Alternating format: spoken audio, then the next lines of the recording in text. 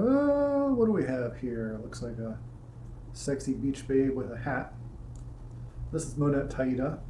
Today we're going to look at her hand rig.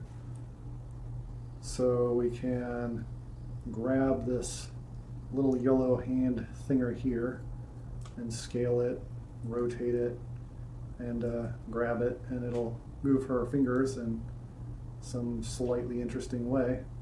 So that way, if you want to move all of her fingers at once, you can.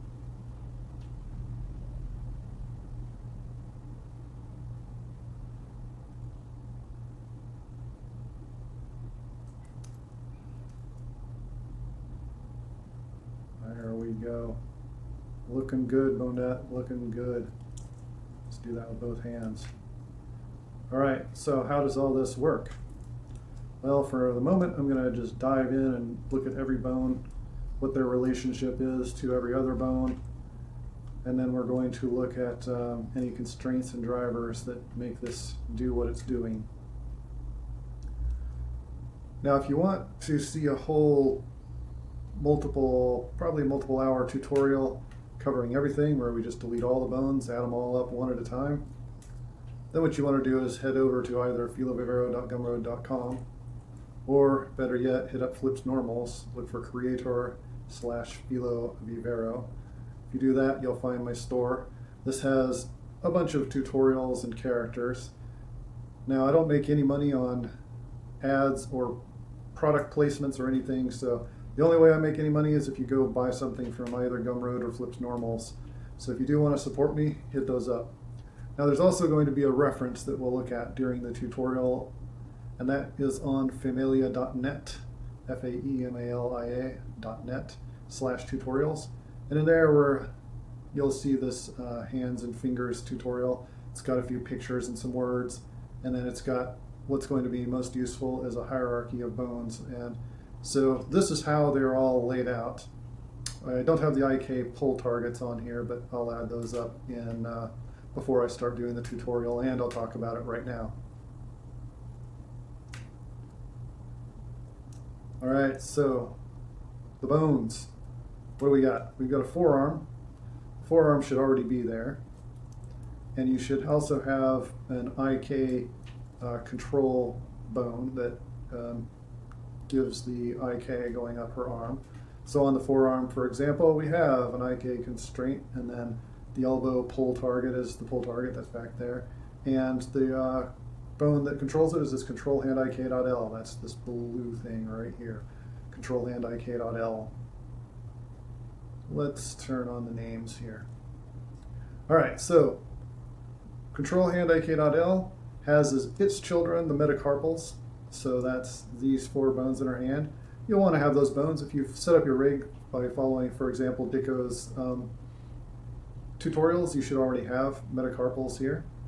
And then as a child of each metacarpal, there's a bone here that is the top part of the finger, one in the middle part of the finger, and one at the tip of the finger. Then we have a control bone for the finger. Now this control bone is a child of the control all fingers GXXRYY.L. That's this thing right here, this green thing right, or this yellow thing right here. So this yellow thing also, if you pay attention, it is a child of the hand IK. So you've got hand IK is just floating here. It's actually a child of control body move, which is in here somewhere, basically the root of your rig. And then this is a child of that, so that if this moves, so does this. These are also a child of that. But then children of this are all these control handles next to each finger. Now these control handles are going to be IK, are going to drive IK constraints. But for the moment, what we're interested in is because they're children of this thing, then this thing, if I move it, will move all four of her fingers simultaneously. And this will give you a fair amount of control over doing things like if you want to spread her fingers out very wide, if you want to bunch them up all together, or if you want to bunch them up all together only close together, you scale it on its x-axis. I should have screencast keys on. Let's do that right now so you can see what I'm doing. So what I did was SXX, and then that'll scale it only on its local x-axis. That puts her fingers close together. Or if I SSX and make it big, That'll spread her fingers apart. And then I can do things like just move it to, again, put her fingers in positions like this. You can get a nice relaxed hand pose by, say, grabbing, let's put the hand so we can actually see it here. If you grab this meta controller here, move it a little bit towards her index finger, and then rotate it in the opposite direction towards her little finger, and then do any like final bits, then you'll get kind of a relaxed pose here. And like we might scale these together. There you go. So that's a very quick way of getting her hand into a nice setup like that. All right, so these being children of this meta controller, let's just look at her index finger. What happens is this little controller is the control for the IK constraint on this finger. The chain length is only 2, so it only goes up to here. And it does not control that final phalange, whatever that is. That is not controlled by this directly, I guess. It's not controlled by the IK of this. But what this final little phalange does is it copies the rotation of this controller. So this controller right here, if I rotate it, then it causes that finger to, or that phalange to rotate. And so also notice that the pull target is a child of these little controller bones. And this is the case with all the 4 pull targets. They're all children of this. So you kind of have a hierarchy going from the hand IK down to this meta controller, down to the finger controller, down to the pull target. So that's kind of how that works.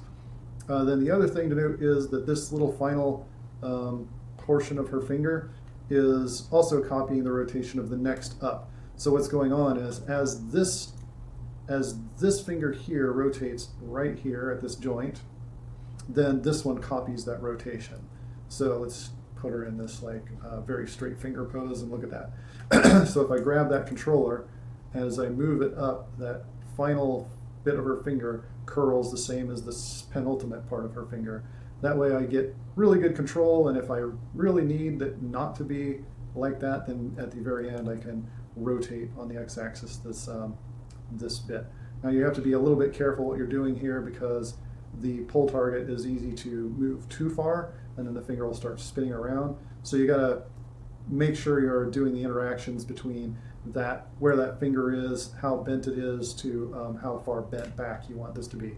You can't really bend it a lot at this knuckle and bend it the opposite direction a lot at that knuckle. You can only kind of do it about 20 or 30 degrees. So let's take a look like that, which is still quite a lot. Like, this is a lot for a finger to bend like that. So you have enough control to get it into anatomically correct places. If you want the finger to break, well, it's going to look a little weird. So this is the case with all the 3 or 4 fingers, I should say, down here. All of them copy the rotation of that controller and copy the rotation of the next joint, the next segment up. So they all have that same kind of control as this index finger does. All right, so really the only thing left to talk about is the thumb. I think for the actual re-rig I do here, I'm just going to make this one IK as well. But the way it's set up here is that this thumb segment here does a damped track to this control, and it also copies the rotation of the same control. That way I can take this, kind of rotate her entire thumb, and then I can also rotate it, I can also move it, I should say. And if I do move it, then again this final bone points to that control, and it points to it with a fair amount of weight, but not full weight. Copies the rotation completely, but only the Y rotation, because if I rotate it on the X, I only want that to affect this part and not this part up here. So the next bone down also does a damp track, but with full weight to the exact same control. So what that means is as I move this, because this part points to it with full weight and this part points to it with 0.7 weight, then the thumb starts to curl just a little bit at this joint right here. So here it's curling back because I've moved that thumb joint so far back. The other thing is we want this thumb bit to limit its distance to the forearm. That way, if I start pulling it away this direction over here, it doesn't actually go. It kind of stays where it belongs. That way, the controller doesn't ever start disappearing to places you don't know where it is. It's always going to be kind of in this area near her hand.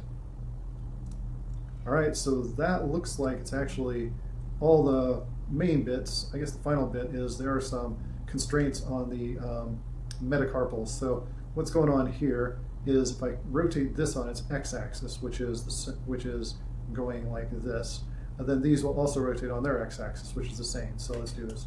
Rotate on x. Now what's going on, I should probably do this. Now what goes on is her fingers are moving all the way back, but the metacarpals are also kind of coming out a little bit to match.